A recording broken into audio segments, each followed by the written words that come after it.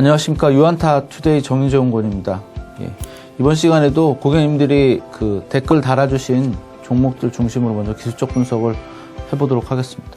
알리바바입니다. 최근 마인의 어떤 정치적 리스크, 그 다음에 이제 규제 이슈로 해가지고 계속 하락세를 보였는데, 기술적인 측면에서 좀 설명을 해보면, 어쨌든 이 $200 전후한 수준이 굉장히 중요한 지지대입니다.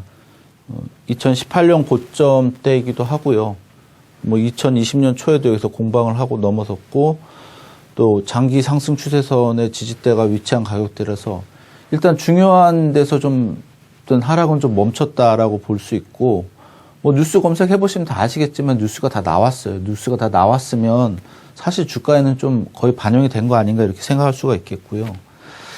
일봉으로 보시면은 이제 하락 채널을 형성하고 있습니다. 제가 요즘 맨날 이렇게 주가가 다른 종목들은 이제 상승이니까 전고점 돌파가 중요하다라고 말씀을 드리는데, 또 하락할 때는 전저점 이탈이 중요합니다. 요 박스권 이탈하면서 급락이 있었고, 요 저점 이탈하면서 이제 급락이 있었는데, 지난 이제 24일 날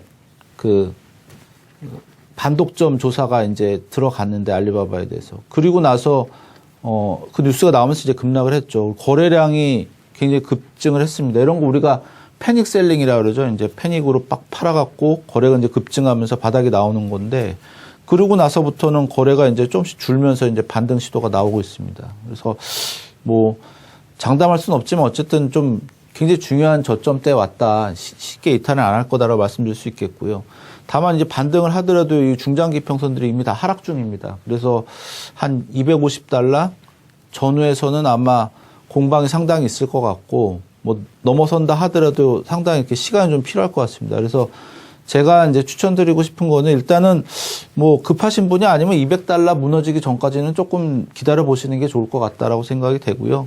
$250 부근에서는 일단 한 번은 좀 팔아 보시고, 그리고 나서도 이제 계속 여기서 이제 저점이 높아진다든지 하방이 좀 유지가 되면 그때 이제 재매수를 해 보시는 것도 괜찮지 않을까. 그래서 이런 상황에서는 장기적으로 다시 전고점에 이렇게 간다 하더라도 상당히 좀 시간이 걸립니다. 이렇게 추세를 바꾸는 과정에서 그런 시간이 좀 필요할 수 있다라는 점 염두에 두시고, 일단은 $200, 요 $211지만 정확히 말씀드리면 $200 부근에서 어떤 지지 여부가 중요하다. 요거를 좀 말씀드리고 싶습니다. 그 다음 호치민 지수에 대해서 질문하신 분 계셨는데, 굉장히 강해요. 굉장히 강하기 때문에, 이격 부담 이런 게 있을 수는 있겠지만, 일단 우리가 전고점, 1211포인트 근처에 왔기 때문에, 여기까지는 일단은 좀 상승을 열어두자 이렇게 말씀드리고 싶고요. 이거 돌파되면 또 이게 또 지지대가 되면서 또 하나의 새로운 국면이 되겠죠. 근데 그거는 좀 지켜보셔야 될 것 같고, 혹시 이제 전고점 못 넘고 조정이 나온다면, 보시다시피 우리가 7주, 빨간색 선이 7주선인데, 일봉으로 보면 31선이랑 비슷합니다. 한 번도 이탈한 적이 없어요. 근데 7주선을 이탈하게 되면 주가가 좀 변동성을 보이거든요. 그래서 그 전까지는 그냥 홀딩을 하시고, 일단은 2111 전고점 부분을 좀 목표로 보시면 좋겠다라고 말씀드릴 수 있겠고요. 그 다음에 한온 시스템에 대해서 질문 주셨는데, 많이 올랐습니다. 그래서 저기 보시면은 지금 우리가 얘가 이제 2010년도에도 장기 박스를 돌파를 하고 이제 상승이 이어졌고, 지금도 사실 2016년부터 진행되어 온 이 장기 박스 상단을 돌파를 했습니다. 그래서 굉장히 새로운 국면이다라고 생각이 되는데, 제가 보통 박스권 목표치 계산할 때는 이 이전 박스권 크기만큼 이렇게 올라가면 된다라고 말씀드리는데, 그렇게 보면은 21,300원 정도가 아마 목표로 볼 수 있을 것 같아요. 그래서 사실 지난 주말에 이 자동차 관련주 이제 전기차 관련 이슈로 해가지고 많이 올랐다가 이제 상승폭을 좀 줄였는데, 어쨌든 21,300원, 21,000원 정도를 좀 목표로 보시면 될 것 같고, 단기 급등으로 좀 조정이 있을 수도 있을 것 같습니다. 그래도 요 17,000원 부근에 있는 요 박스 상단을 돌파를 했기 때문에 여기는 상당히 좀 이탈하기 어려울 거다라고 생각이 되고요. 그래서 일단 17,000원 위에서는 좀 지켜보시고, 21,000원 정도에서는 한 번쯤 이익 실현 해보시고 또 다시 매수 기회를 잡아보시는 것도 좋지 않겠냐 이렇게 생각이 되고요. 어쨌든 좋은 흐름 보이고 있습니다. 그다음에 이제 뉴스 관련해서 좀 정리를 해드리도록 하겠습니다. 일단 뭐 코로나 관련 이슈가 또 중국에서 또 이슈가 되고 있는데 그 허베이와 베이징에서 코로나 바이러스가 확산되는 가운데 9일에도 중국 전체에서 69명이 증가했습니다. 신규 확진자가. 이 중에서 해외 유입 21명을 제외한 48명이 이제 국내에서 발생한 걸로 나타났고요. 그 중에 이제 46명이 허베이에서 나왔다라고 합니다. 그래서 중국이 이제 수도 베이징과 인접한 허베이에서 확진자가 계속 발생을 하면서 허베이 성도인 수지창, 싱타이, 딩저우 등 확산세가 계속 증가하고 있는 3개 도시에 대해서 이동 금지 명령을 내렸고요. 9일부터는 허베이발 베이징 열차 승객 전원에 대해서 핵산 검사를 받을 것을 요구했다고 합니다. 예, 일단 중국에서 또 코로나 이제 끝났다라고 얘기를 하고 있는데 다시 확산세가 이어지고 있다라는 점에서 조금 좀 촉각을 곤두세워야 될 필요가 있겠다라고 생각이 되고요. 반도체 관련 뉴스가 또 좋은 게 있습니다. 그 완성차 업체들이 반도체 공급을 제대로 받지 못해 생산 차질을 겪고 있다라는 뉴스가 나왔습니다. 시불 교토통신과 니혼게이자이 신문에서는 그 일본 언론에 따르면 도요타 자동차는 반도체 부품 부족으로 미국 텍사스 공장에서 픽업 테럭인 툰드라 생산을 줄이기로 했고요. 혼다도 일본 국내 공장에서 만드는 그 소형차 피트의 감산에 들어갔고, 올해 1월 중국에서만 생산량의 20% 수준인 3만 대 이상의 감산, 방침을 거래처에 통보를 했다고 합니다. 그 교도통신에 따르면 북미에 기반을 둔 피아트, 크라이슬러와 포드 등도 반도체 부족 사태에 영향을 맺고 있다고 하고요. 어떤 이런 반도체 품귀 현상으로 인해서 4, 5월 정도까지는 반도체 공급 부족 사태가 이어질 거다라는 얘기가 있습니다. 그래서 아마 반도체 가격의 상승을 말씀하시는 반도체 애널들이 많이 계신 것 같은데 이런 어떤 배경이 좀 뉴스로 나타나고 있다라고 말씀드릴 수 있겠고요. 뭐 연례 행사라고 할 수 있겠는데 이번 주 11일에서 14일까지 세계 최대 가전 IT 박람회인 CES 2021이 개최가 됩니다. 신종 코로나 바이러스로 인해서 뭐 디지털 공간으로 이제 좀 온라인으로 이제 진행이 되고요.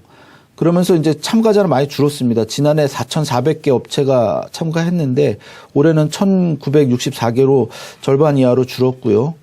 주로 아마 TV, 모바일, 뭐 태블릿, 웨어러블과 같은 기기에서부터 5G, 스마트홈, 스마트시티, 사물인터넷, 드론, 자동차, 로봇, 가상현실과 같은 뭐 다양한 영역에서의 뭐 신기술들이 소개가 될 것 같은데 특히 이제 대규모 데이터를 빠르게 지연 없이 송신하는 통신 기술인 5G가 그 중심에 있을 것이라는 관측이 나왔습니다. 역시 IT 관련해서는 이때 5G가 계속 주목을 받을 것 같고요. 그다음에 전기차 관련 뉴스가 뭐 때문에 지난주에 또 현대차도 강세를 보였는데 테슬라가 또 주말에 굉장히 급등을 했습니다. 그래서 그 페이스북을 추월해서 시가총액 5위 기업에 올랐다라고 하고요. 지난 8일에 테슬라가 7.84% 상승해서 $880까지 올랐는데 시가총액으로는 8,341억 달러, 우리 돈으로는 910조 원 정도를 기록을 했습니다. 작년 3분기 기준으로 5분기 연속 흑자를 달성했고요. 지난해에는 50만 대 납품 목표치에 근접한 49만 9,550대를 고객에 인도해서 최대 기록을 세웠고, 민주당이 뭐 상하원 다 장악하면서 친환경 정책을 추진할 것이다라는 기대감도 늘고 있고, 또 테슬라가 미국 텍사스와 독일의 생산 공장을 신설하고 있다는 점, 뭐 이런 것들이 호재가 되고 있는 것 같습니다. 자, 그 다음에 이제 경제 지표에 대해서 말씀드리겠습니다. 지난주 목요일 날 이제 신규 실업 수당 청구 건수가 발표가 됐고, 이번 주에도 발표가 되는데, 78만 7천 건으로 뭐 감소를 했습니다. 3주째 감소를 하고 있는데, 감소폭이 되게 미미해서 고용시장 회복은 아직까지 뭐 요원하다 이렇게 생각이 되고요.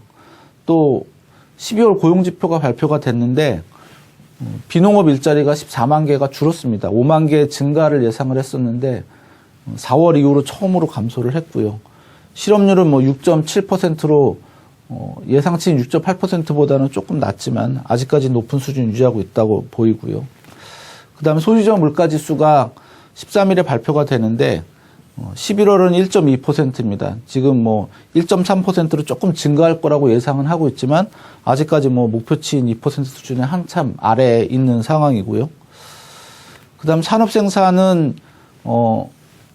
15일에 발표가 됩니다. 11월 기준으로 0.39인데 뭐 0.40으로 컨센서스는 늘어날 거다라고 생각하지만 아직까지 뭐 그렇게 높은 상황은 아니라고 볼 수 있겠고요.